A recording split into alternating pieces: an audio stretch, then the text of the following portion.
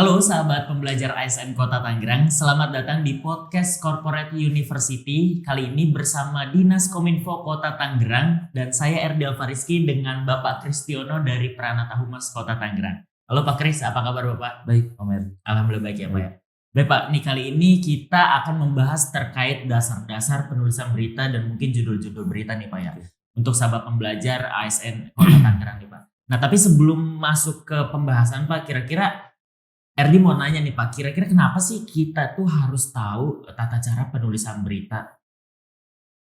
Sebenarnya untuk tata cara penulisan berita itu memang setiap OPD itu wajib untuk mengetahui tata cara penulisan berita, di mana penulisan berita itu bisa dikatakan setiap OPD itu bisa memberitakan apa yang ada, program-program yang di OPD itu bisa diberitakan. Karena di Pemkot sendiri ini tersedia, ya mungkin setiap OPD mungkin sudah ada media sosial sendiri, punya Instagram, punya website. Nah, mungkin di situ setiap OPD bisa mengembangkan potensi dari pegawai-pegawainya dalam pembelajaran penulisan berita ini dapat dituangkan di website maupun medsos itu sendiri. Oke, jadi semua kegiatan yang ada di setiap OPD itu tentunya bisa diinformasikan ke masyarakat lewat media sosialnya masing-masing kali ya Pak. Jadi nggak melulu harus melalui media Kominfo atau mungkin ada Pranata Humas lainnya gitu ya Pak. Jadi setiap OPD itu bisa mandiri dalam penulisan berita gitu Pak.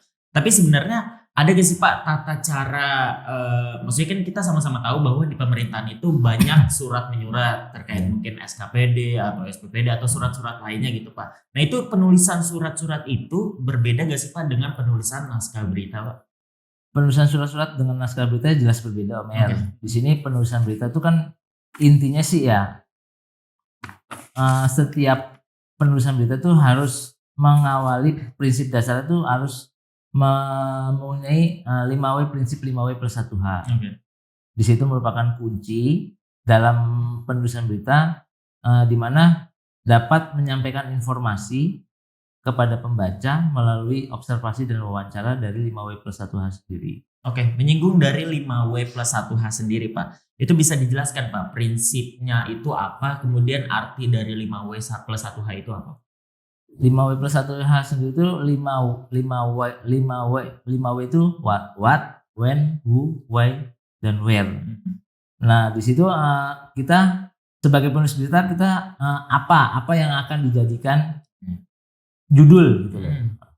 Where-nya itu kapan, di mana kejadian peristiwa itu yang misalnya di OPD gini mau melaksanakan misalnya kayak OPD ketahanan pangan mau mengadakan panen bersama. Di situ kan unsur 5W+1H-nya itu sendiri harus tersirat di narasi berita itu. Oke, jadi mungkin dari W pertama what itu acaranya apa? Oke, panen bersama. Terus when-nya itu kapan? Itu acaranya berlangsungnya kapan? Terus where itu acaranya di mana? Mungkin di KWT ini. Di terus mana gitu. Why? Kenapa DKP ini membuat ini? Oke, jadi mungkin bisa dibedah dari situ ya Pak. Dan mungkin terakhir tadi adalah H-nya belum disebut. How. Nah, kalau how itu apa tuh Pak maksudnya? Bagaimana apa tuh? How itu bagaimana maksud dari kegiatan misalnya tadi yang panen itu bisa dirasakan, dirasakan ke masyarakat. Oke, baik, itu tadi berarti penjelasan dari 5W+1H ya Sobat Pembelajar. Kemudian bagaimana sih Pak menyesuaikan prinsip tersebut ke dalam penulisan? Oke, mungkin tadi kan udah dijelaskan nih Pak. Jadi 5W itu ada what, where, who, why. Nah itu gimana tuh Pak dalam penyusunan di beritanya itu Pak? Dalam penyusunan unsur berita 5W+1H itu merupakan apa ya? Bisa dikatakan itu merupakan petunjuk buat kata kunci buat melakukan penulisan dan wawancara kepada narasumber sih intinya itu. Oke, jadi mungkin setelah kita udah menentukan what itu kan apa yang diciptakan oleh tadi panen bersama kan. Nah itu mungkin bisa lebih didetailin lagi, dikembangin lagi. Jadi 5W+1H itu hanya kata kunci doang. Sisanya abis itu dari kata kunci 1 dikembangkan, kata kunci 2 dikembangkan lagi. Oh jadi seperti itu Pak. Oke baik. Kemudian bagaimana nih Pak? Ada gak sih penentu khusus mana yang harus ditulis atau tidak ditulis nih Pak? Dalam penentu penulisan berita mana yang harus ditulis dan tidak ditulis, sebagai penulis berita sih sebenarnya harus mengetahui ya. Jadi kan biasanya kita melakukan wawancara nih ke narasumber, melakukan wawancara, melakukan observasi melalui riset-riset, melalui media online atau media online lainnya, nyari narasumber, dan biasanya sih kita kan dapat dituangkan melalui pertanyaan tuh, kemudian ditanyakan ke narasumber. Nah dari narasumber biasanya kan kira-kira ini loh menjawab di luar ekspektasi kita nih. Kira-kira ini patut ditulis atau tidak ditulis. Sebenarnya sih kelihayan kita sendiri ya, kelihayan kita sendiri sebagai penulis mana yang harus ditulis dan mana yang tidak. Jadi mungkin untuk ketika lagi wawancara itu kita butuh kepekaan juga kali ya Pak. Ternyata yang diinformasikan sama narsum ini kayaknya kurang cocok kalau kita tulis di berita gitu. Jadi berarti intinya pengalaman dan jam terbang. Nah kalau Pak Kris sendiri nih punya pengalaman jam terbang untuk bisa mengetahui ini harus ditulis, ini nggak harus ditulis, itu setelah berapa tahun menulis sih Pak? Pengalaman jam terbang sih sebelum saya duduk sebagai ASN sih, pengalaman sebagai penulis tuh kurang lebih setahun sih, kurang lebih nggak lama ya pengalaman saya tuh. Dimana waktu itu saya juga jatuhnya sih di pemberitaan kriminal sih, jatuhnya lebih kriminal. Jadi mana yang harus ditulis sesuai dengan fakta kejadian dan mana yang tidak harus patut ditulis gitu Om ya. Berarti udah cukup lama juga ya Pak. Ya, Pak Kris sendiri menjadi ASN sudah berapa tahun Pak? Sudah kurang lebih 12 tahun. Berarti udah cukup, memang udah teruji lah ya secara pengalaman dan dari segi penulisan juga mungkin cukup lihai lah dalam pengalaman-pengalaman ini. Nah Pak Kris, ini kita selanjut ke tema selanjutnya nih Pak. Tadi kan kita udah terkait penulisan beritanya nih Pak. Cuman kan dalam berita itu pasti ada unsur judul. Nah mungkin teman-teman sahabat pembelajar juga sama-sama mengetahui bahwa kalau berita itu pasti ada judulnya kan Pak Kris. Nah kalau dari penulisan judul ini setelah sebuah berita itu dibuat, nah itu bagaimana Pak penentuan dalam penulisan judul? Penentuan sebuah judul dalam penulisan berita itu yang pertama judul harus informatif. Judul harus informatif, di mana kalau judul tidak informatif, gimana minat pembaca tuh akan membaca isi dari berita tersebut. Cuman kan kita kalau mungkin bisa dikatakan bahwa minat baca di Indonesia sekarang ini kan udah lumayan cukup menurun kali ya Pak, karena ada perkembangan teknologi, digitalisasi segala macam, semua serba visual gitu. Nah itu ada tips and trick khusus gak sih Pak untuk penulisan berita supaya nih orang nih tertarik gitu Pak untuk membaca berita kita Pak? Untuk tips dan trik dalam penulisan berita itu kan pokoknya judul berita itu satu ya, harus jelas, informatif, dan tidak bertele-tele intinya Om Er. Jangan terlalu panjang, juga jangan terlalu pendek, pokoknya intinya informatif. Jadi dapat diterima infonya ke masyarakat. Kepada pembaca lah intinya, pembaca berita. Tapi sebenarnya ada aturan khusus gak sih Pak Kris kalau dalam membuat judul? Mungkin dari segi aturan etika jurnalistik atau mungkin secara undang-undang itu ada aturan khusus dalam penulisan judul gitu? Penulisan judul itu sebenarnya kalau menurut etika jurnalistik itu tidak boleh lebih dari 12 suku kata. 12 suku kata karena di dalam judul itu juga kalau kepanjangan juga kelihatannya kan melihatnya juga kurang menarik, bosan juga.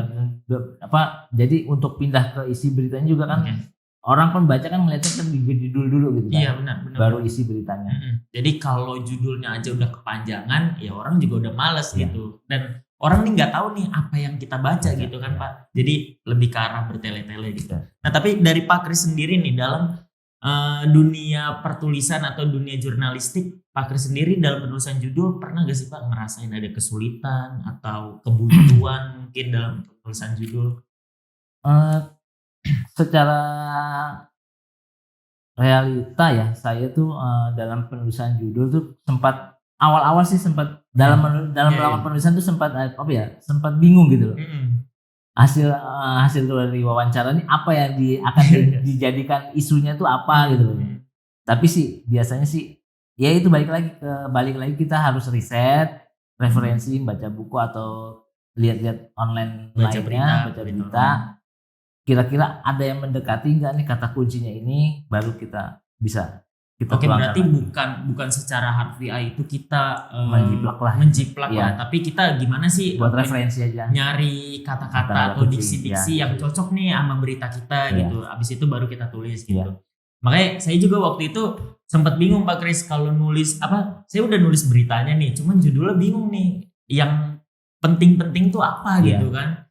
Nah, itu memang cukup harus butuh kelihayan dan jam terbang juga ya berarti Pak Kris terkait penulisan judul ini. Oke.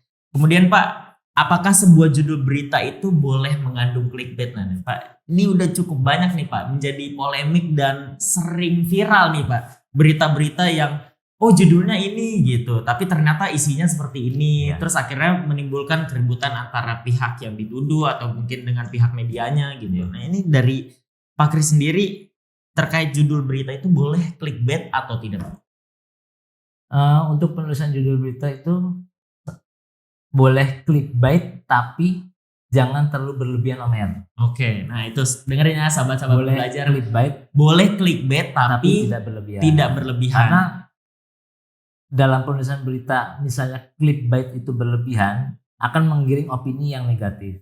Oke, batasan tidak berlebihan itu batasnya tuh di mana Pak? Mungkin ada batasan tertentu atau cara-cara tertentu untuk bisa mengidentifikasi ini tuh berlebihan, ini tuh enggak, itu gimana tuh batasannya? Batasannya biasanya berita itu dikatakan clickbait atau tidak itu misalnya kejadian A di lapangan sesuai dengan ini, namun di clickbait sama penulis tuh dipelintir lah, biasanya dipelintir kan itu clickbait itu dipelintir, jadi tidak sesuai gitu Om Her. Oke. Berarti mungkin clickbait yang seharusnya adalah bagaimana caranya dari sebuah berita yang kita buat, kita tonjolkan di judul itu yang paling menariknya gitu. Jadi itu mungkin bisa dikatakan clickbait gitu ya Pak. Jadi clickbait itu sobat pembelajar adalah bukan kebohongan ya, tapi adalah istilahnya mencari poin menarik Pak. Poin menarik dari sebuah berita atau kejadian tertentu dimasukkan ke dalam judul. Nah, tapi Pak Kris sendiri nih Pak, dalam sejarah Bapak sebagai seorang jurnalistik, pernah gak sih Pak buat berita dengan judul clickbait sendiri? Pernah, dulu saya bikin judul berita clickbait. Saya pernah dimana waktu itu sih karena beritanya kriminal ya, satu sisi ya memang itu mah clickbait itu kan satu sisi karena kewenangan redaktur ya. Biar pembaca itu bagaimana seorang redaktur itu bisa mengolah berita itu bisa menarik pembaca gitu. Oke, berarti maksudnya kan kita juga sama-sama ketahui ya Pak ya, bahwa di media-media sekarang itu udah mencari keuntungan kali ya dari medianya itu, entah mungkin dari kliknya atau dari ads-nya, iklannya gitu. Jadi mungkin banyak media-media sekarang itu menggunakan clickbait untuk bisa mencapai target advertising, iklannya dia atau kliknya dia gitu ya Pak Kris ya. Tapi sebenarnya dalam etika jurnalistik itu tidak diperbolehkan ya. Cuman kalau memang masih dalam batas wajar, terus kemudian juga beritanya memang masih sesuai, itu dibolehkan ya Pak ya. Oke Pak. Mungkin terakhir nih Pak, itu dalam penulisan judul itu sebaiknya itu dilakukan sebelum menulis berita atau sesudah menulis berita. Ini saya juga bingung nih Pak, karena dulu pas SD atau SMP itu saya lupa itu pernah belajar menulis berita. Cuman saya nulis beritanya dulu Pak. Saya nulis berita waktu itu saya jalan-jalan ke sini, terus saya jelasin, terus pas bikin judul malah bingung Pak. Nah, kalau dari Pak Kris sendiri itu sebenarnya harus nulis berita dulu atau judul dulu Pak? Jadi gini Om Her, jadi dalam penulisan berita itu yang lebih diutamakan itu kita harus melihat judulnya dulu. Oke. Berarti lebih menitik beratkan judulnya dulu. Okay. Jadi judul itu bisa dikembangkan di lead berita itu kan istilahnya inti dari berita yang akan di-up. Harus lead dan judul itu harus sama gitu loh. Isunya juga harus sama. Jadi biar tidak melenceng ke yang lainnya gitu loh. Lead, isi, dan ke bawahnya juga harus sama. Oke, tapi kira-kira kenapa sih Pak harus judulnya dulu gitu yang ditulis? Kenapa harus judul itu dulu? Itu karena itu merupakan prioritas dalam penulisan berita tuh ya sebagai penulis ya harusnya sih judul dulu bukan isi berita dulu. Okay. Judul dulu untuk mengetahui isi berita ini mau diisi mengarah kemana gitu loh. Oh iya. Jadi mungkin ini koreksi aja di Pak Kris kalau salah ya. Jadi menurut saya mungkin kenapa judul dulu karena ketika kita udah menulis judul kita tuh ada punya batasan ya Pak.